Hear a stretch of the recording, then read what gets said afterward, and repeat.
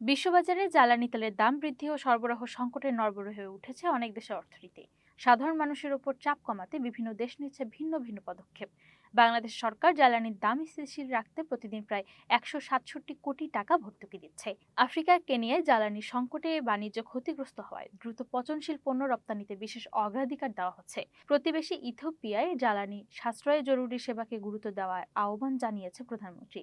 নাইজেরিয়ায় তেলের দাম বেড়ে যাওয়ায় পেট্রোল চালিত যানবাহনকে সিএনজি ও বৈদ্যুতিক গাড়িতে রূপান্তরের পরিকল্পনা নেওয়া হয়েছে।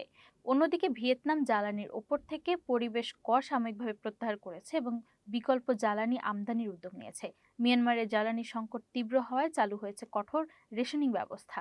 যানবাহনের জন্য নির্ধারণ করা হয়েছে সাপ্তাহিক জ্বালানি সীমা। থাইল্যান্ডে ডিজেল সংকট মোকাবিলায় সরকারি অফিসে এসি 26 ডিগ্রির নিচে না রাখা, হালকা পোশাক পরা এবং বিদেশ সফর স্থগিতের মতো সাশ্রয়ী পদক্ষেপ নেওয়া হয়েছে।